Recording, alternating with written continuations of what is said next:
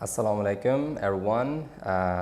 Today we would like to discuss with Zumrad about her success story, how she was able to pull off overall 8 with impressive results, 7 in writing and 8 in speaking, which is really rare in my case. So let me introduce myself first. My name is Ahmad Khadirov. I work as an English language teacher at Rick's Education. And I actually was a teacher preparing her for IELTS, but also she had wonderful teachers while she was preparing and learning general English. So welcome. Hello. Thank Zumrad. you. Hello. Thank you for, let's say, accepting the invitation and agreeing for this The same interview. goes for you. Thank you. Yeah. So, and I just want to make it clear, Zumrad doesn't have any idea about what questions I will be asking today. So we will try to keep it as natural as possible. So there's no like prepared, memorized answers, right? So let's, I would like to talk about a lot of things today. For example, how was your exam preparation? So this is one topic I'm interested in. I think most people are interested, how did you prepare to get that result? Second is, how did you perform on the exam day? Like, how did you feel? All of it. Like, we would like to know every detail, Okay. And also, we would like to get some personal advice from you based on your life, because I know, as far as I know, not only you prepare files, you at the same time, as work at Rick's Education as a manager and study it. Yes. So it was kind of a unique challenge to prepare. So first question, let's start with that one, like personally. How did you manage all this, study and then work and then university study? Please tell us about more, how challenging it was. Actually, I do like challenging myself, and I always try to be a multitasker.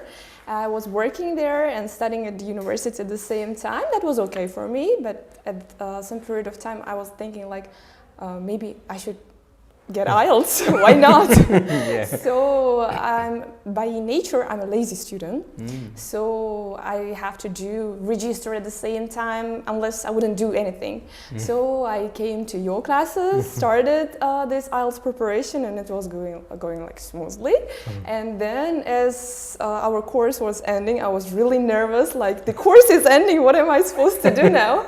And then I decided to register in advance, in 1 month in advance. So I will just do everything to score this 8. Good. And so as I understood, registering for the IELTS exam, taking the IELTS course made you more responsible? Of course, indeed, because you are paying like $200. Yeah. You don't want to lose it. And yes, you can take IELTS again because it's held like once every week. Yeah. But anyways, I wanted to do my best from the first time. And let's talk about that. Okay, how much time on a daily basis, you spend, let's say, doing homework or preparing when you were preparing that 3 months period?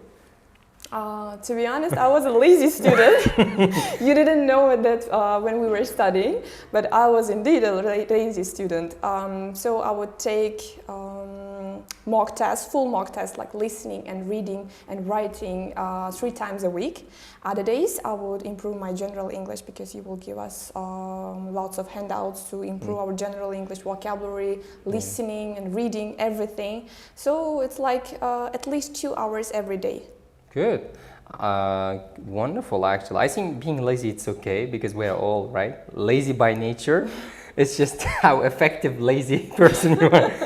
And what about how did you keep up with studies? Because, sometimes, did you feel sometimes like you don't want to do it, it's getting too difficult, or did you always, were you always motivated to study? Actually, I was always motivated by your advice. You were the only one who made me believe that getting an 8 from the first attempt was possible. And I would talk to you, your every word would motivate me. So during this period of time when we were preparing 3 months course, I was motivated every day, and I didn't feel the pressure like IELTS is difficult. I do remember your phrase, most people say that reading is difficult, but if you love reading, reading will love you back. So I did the same thing with my IELTS preparation. Good, wonderful. And what do you think in terms of this, now moving on to exam preparation, let's start with the reading as you just started. How did you prepare for reading? Like, what things you study, materials? You recommended to read a lot of books in English, so it will just impact your reading skills. When I first started the course, my first mock test result was 6.5. Wow. And in the end, in the actual test, I got 8. Yeah, I very think great progress. Yeah, that's because I started reading in English. First, I started reading Atomic Habits. It was in Russian, but then I thought, like, why not in English? And I just continued. It was not only helpful for my reading skills, but also to change my daily habits as well. Wow, great. Yeah. And what about, like, let's say, were there any particular textbooks, like materials that you studied, maybe on your course or as a self-study? I did all Cambridge reading tests, and I think that was enough for me. And how did you feel the difference between Cambridge test materials and a real IELTS exam? Like, which one seemed more difficult, or was they the same? To be honest, I thought that I would get maximum 7 from my reading, because I was really shocked. Even though I did a lot of mock tests and also pre-testing, because the format of pre-testing and the real test, it was the same, so it was just luckily. But then, as I was looking through the questions, all of them were the questions that I didn't like. It was summary completion and also multiple choice questions that I really hated. But anyways, thankfully I got 8. Yeah. I don't know how. Perhaps maybe the guesses you made, or right? Were right? Yes, by eliminating wrong answers that I knew for sure. Yeah, that's a good technique, right? Yeah. And what would you advise for people who have difficulty with certain type of questions, such as like matching heading or multiple choice or true false argument? Like, what would you did you learn? Did you give them, could you advise something from what you have learned from the course?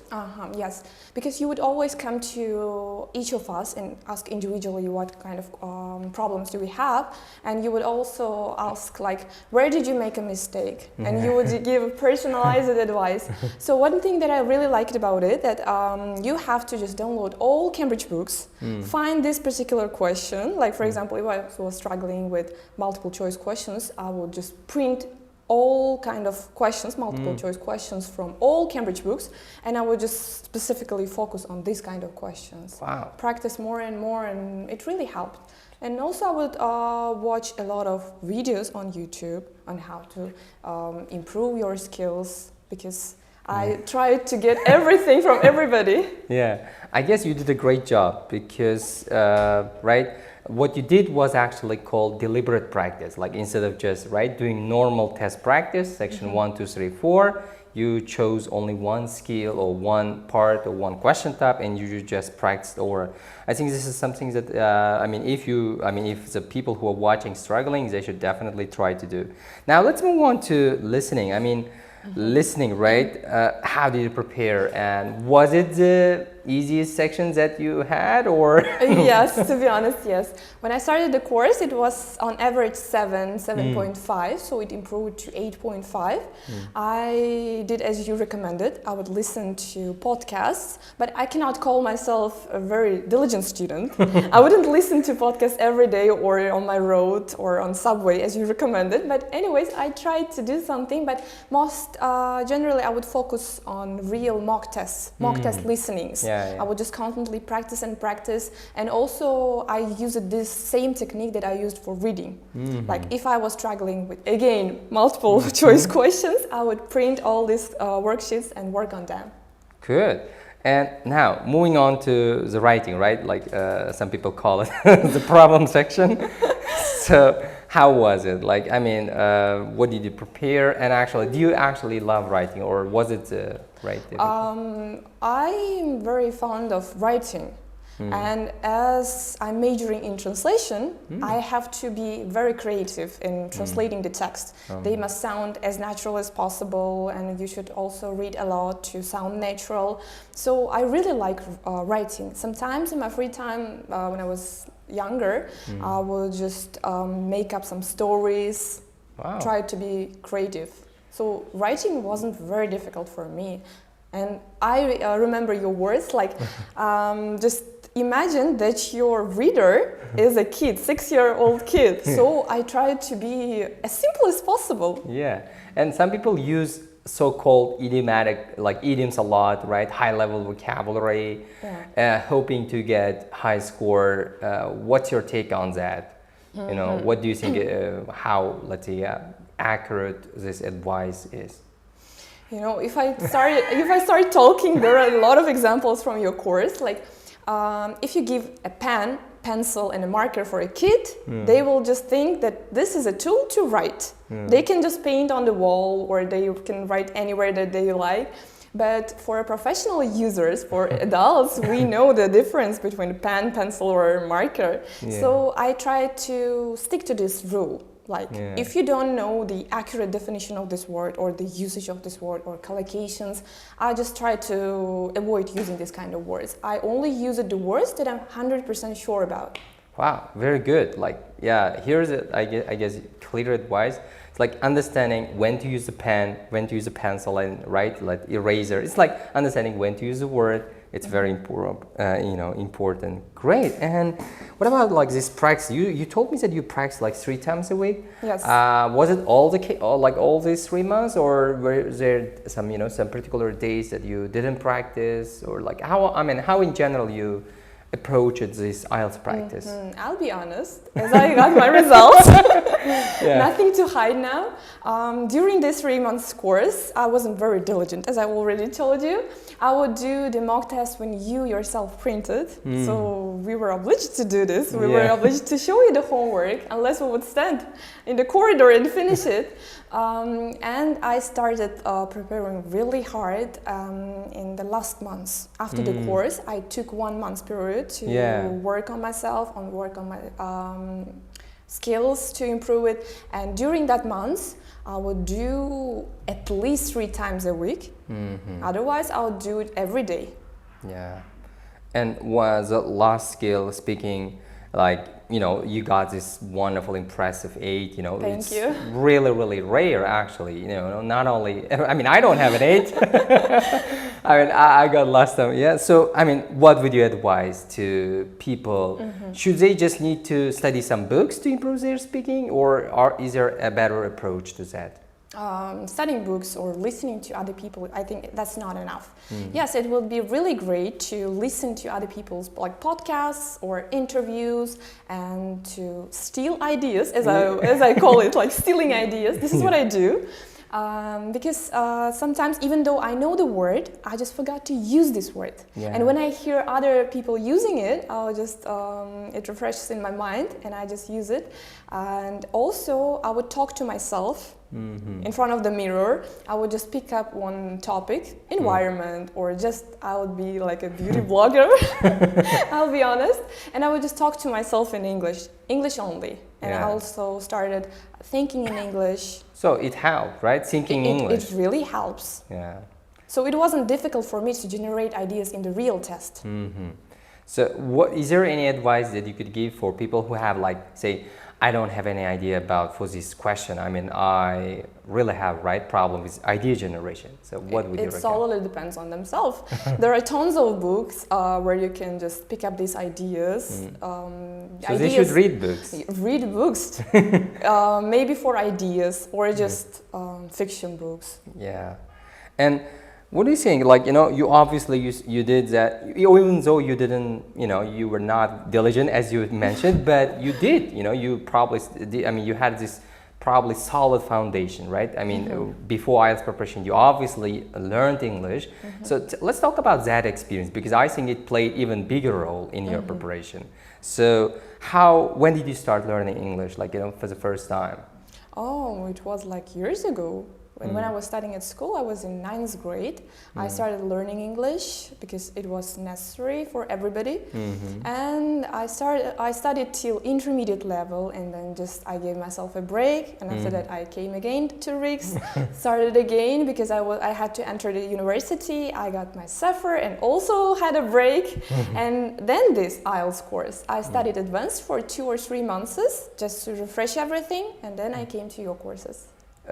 Who were your, general English teachers, and what do you think how big of a role, right, they played in, let's say, shaping your personality and that your English to who you have become now? I studied with Miss Nazima earlier, and then I started my preparation with Miss Marina. I think general English plays a key role in your IELTS score because it solely just reflects your knowledge on a paper.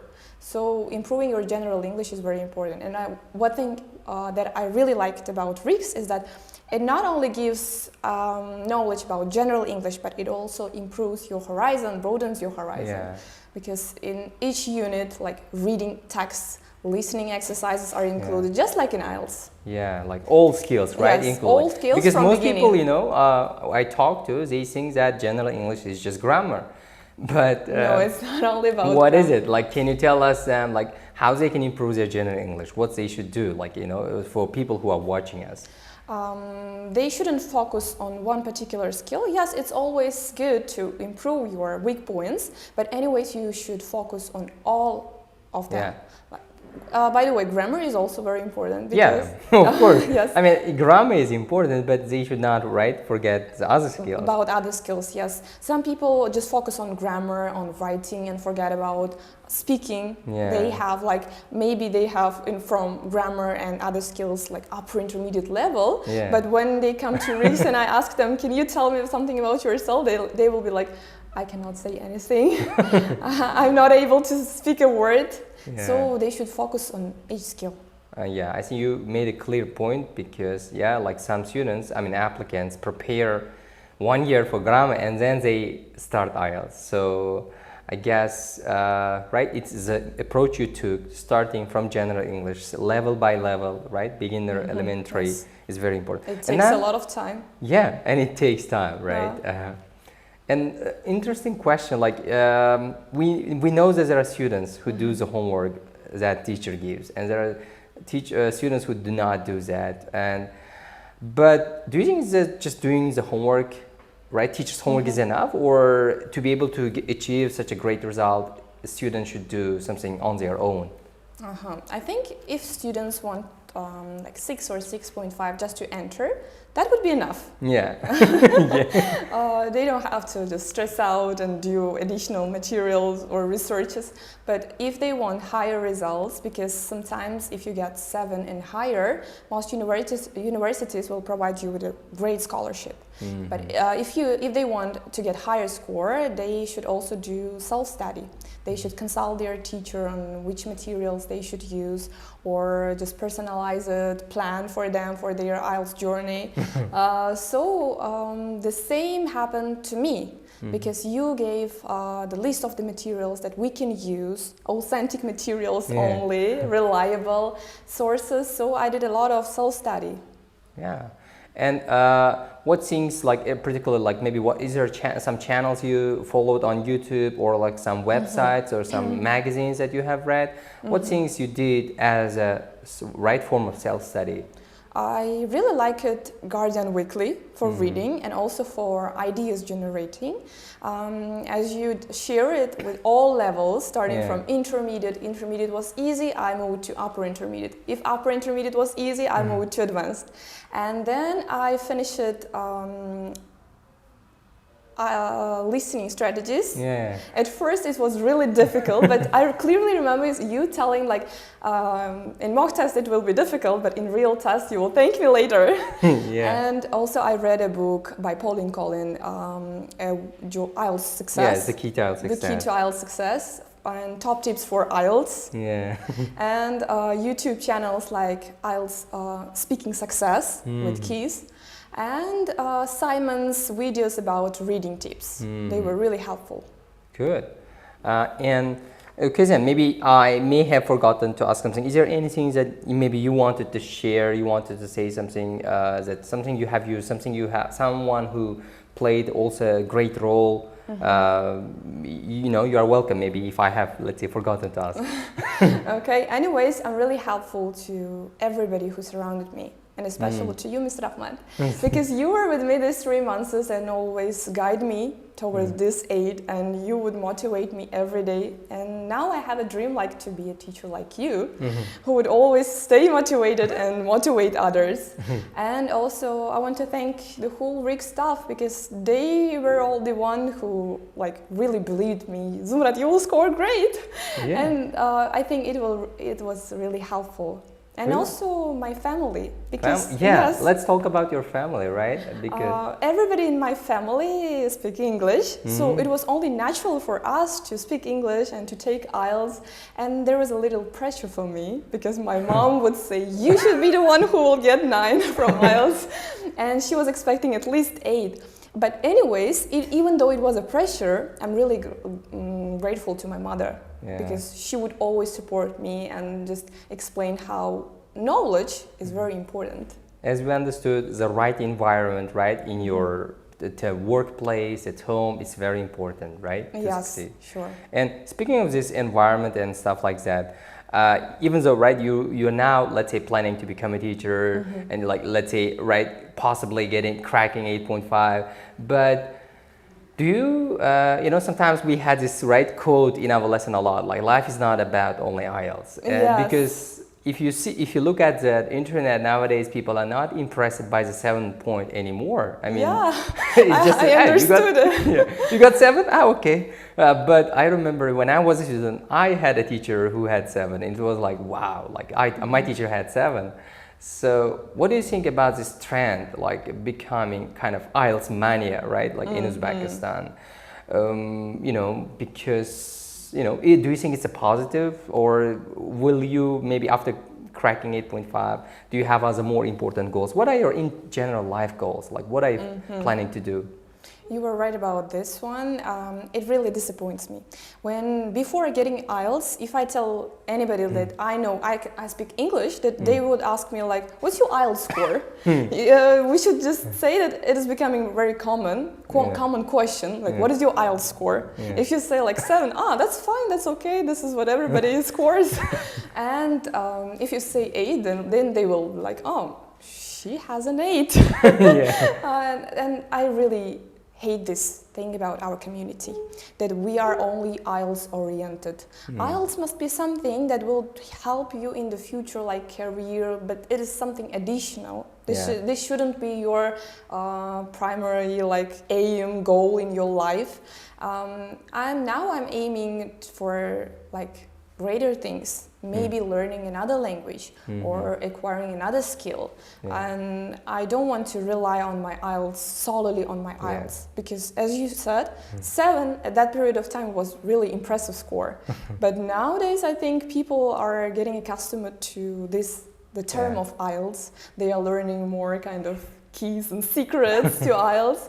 So I just wanted to be additional like point in my life and career. Good, very good thoughts, thank you. And because, you know, I would like to quote my friend, what he said. He said, I understood that he also like had this 10.5 or 8 score, and he said, I realized that I look different among people who don't have an IELTS, who don't know English. But when I'm with people who know English, my 8-point score or 8.5 score is not anymore, is not a like, you know, that factor anymore, is a differentiator, like a different factor, because even though I have higher score, right, they know English, I know English, that's it. Like, do I have, like I told you earlier, like imagine, right, your life when at the end of the day, like, you know, asking yourself, what did you do your whole life? Just got IELTS. Just got IELTS. Yeah, because I mean, just looking at these, right, problems like in our life or our goals, ambitions, I think they should be, we need to set the bar really high, right? To help ourselves, to help the community. As my aunt said, who lives abroad, I was really happy, and she asked me, like, why are you happy? Like, I got IELTS from 8. And she was like, Zumrad, I would give you an advice, and don't take it too personal. If you want to move abroad, IELTS 8 is just something natural and very common. This is what everybody do, like people speak English. You should have something unique that will represent you, your like inner self. So you wouldn't get lost if you study abroad, because everybody speaks English. What makes you special? Exactly. Like you go to English country, you speak their language, and so what? So what? Can you do something else, right? And like just we got some few interesting questions left. Here interesting. Yeah, what can you advise to a lot of people who get really low score, 5.5 and 6? Should they continue to get enrolled in the IELTS courses or do something else?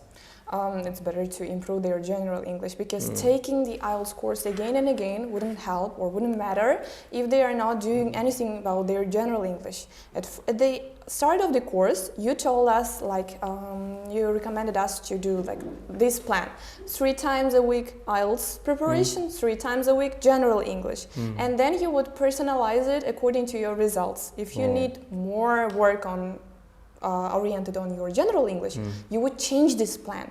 So it's better to not lose their time by taking the IELTS course again and again, but just to improve their general English skills.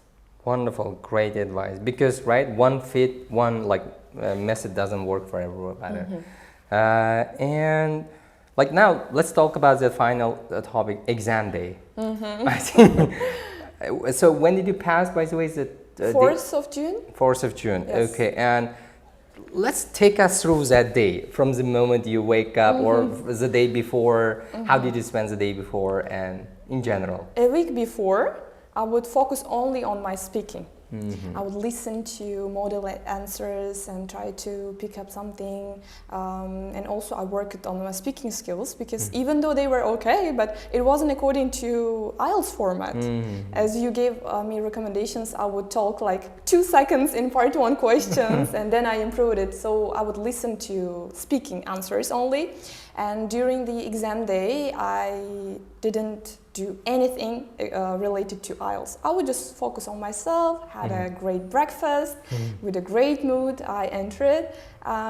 Yes, I admit I was a little bit nervous, because this was the first time I'm getting IELTS, but the fact that I practiced it with pretesting materials here at RIX, I was really just amazed when I just got this question booklet, because it was identical. The atmosphere was the same that I experienced it at RIX. The question booklet, the answer sheet, everything was identical, so I wasn't really shocked. So that taking mock tests at RIX Education or pre-test sessions, right, was really great, right? It was really helpful. Good. And on that exam day, like now you, let's say, enter the exam venue, right? How are you feeling during the listening, reading, writing? Take us through this thing. I was just... If you can remember, of course, because it has been so many days. Before the test, before we would they would play the listening, I was really shocked. And I was like telling myself, Zumrad, this is just one-time opportunity. If you just lose your focus, you can lose several points. You should stay focused during this whole test time. Like for 3 hours. And so it then went on to continue reading, right? Yes. Were you able to finish it on time? In all questions? When I was studying, I didn't have problems with time management, but for the first time in the test, it was clear that I was taking it for the first time. I had problems with time management. I was able to finish like section 1.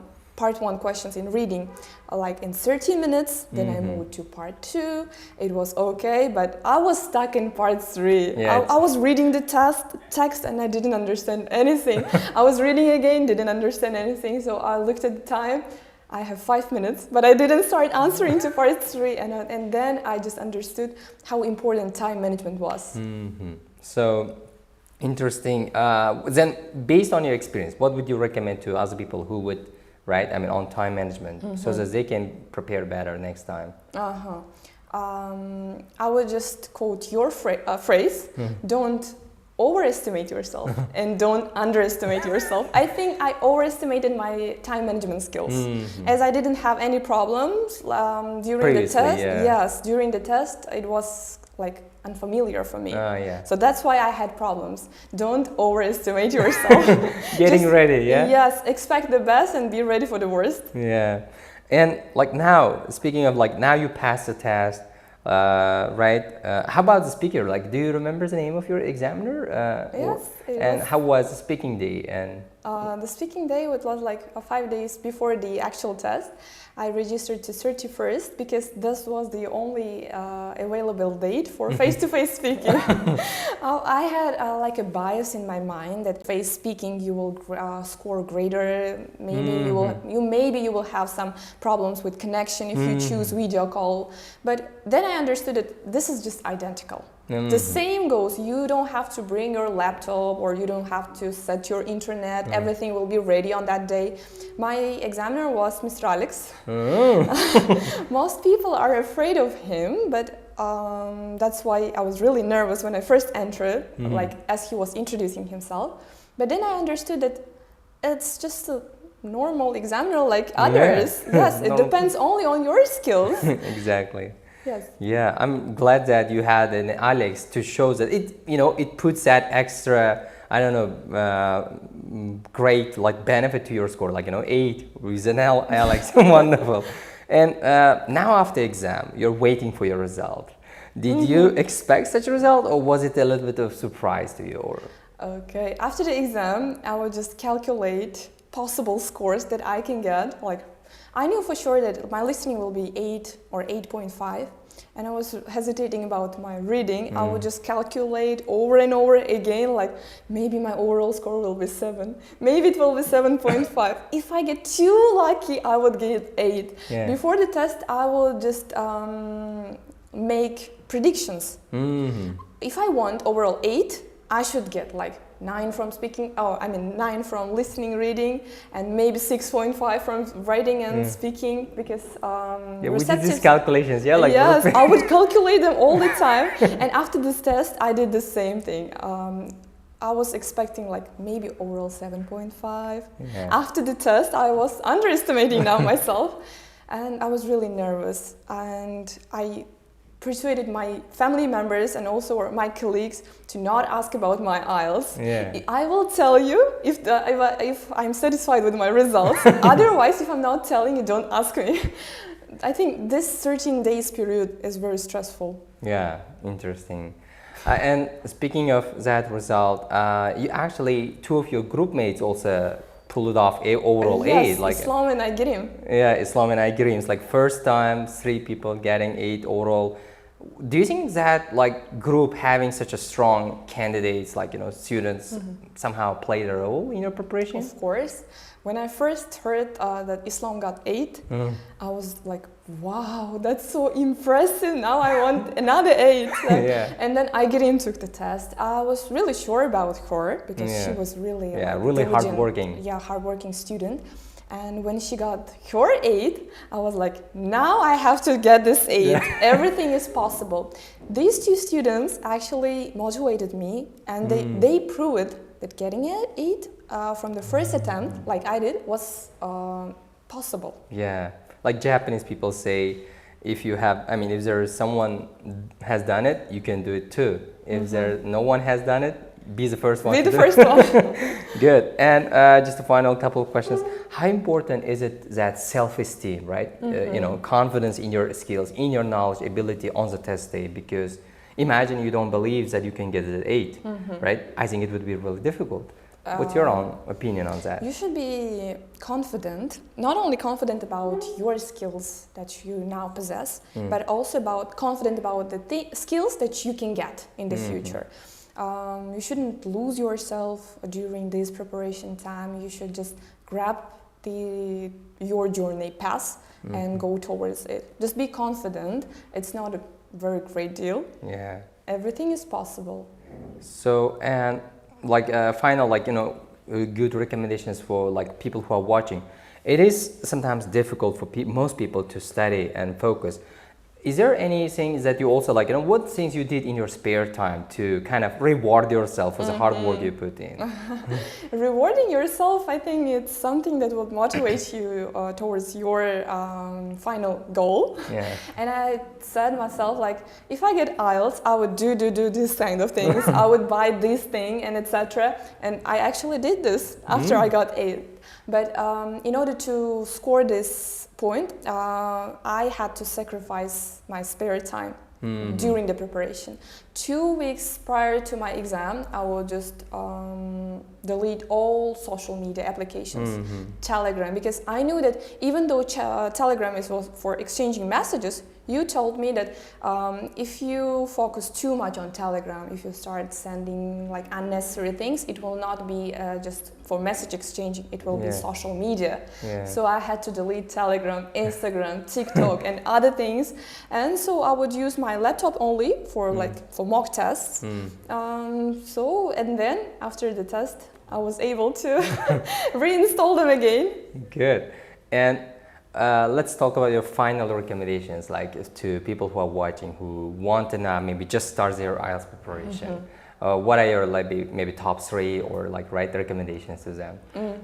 I think the first one, as Mr. Ahmad always says, use authentic materials only. There are a lot of people who can just give you some advice on how to do this test or do that test, but they are all personalized. This is what helped themselves. Like what I'm telling, this is what helped me. And so you should also get your personalized plan, use authentic materials only, reliable sources, so you are pretty confident about them. And also do mock tests regularly. Doing pretesting materials really helped me, that I did at RIGS, and also my results were checked not by teachers here in Uzbekistan, but by experts in UK, but by real experts. So I knew after getting the results, I would analyze my answers. In my mock test here at RIGS, I got 7.5 in writing, one time only. So I would remember the thing that I wrote, the language that I used, and also I would analyze and use them in my next mock tests.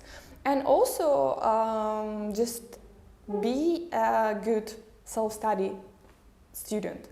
You should do a lot of self-study materials. You shouldn't rely only on one teacher or on your IELTS preparation courses. You are the only one who is responsible for this. Yeah, thank you. That was quite, detailed and really great advice.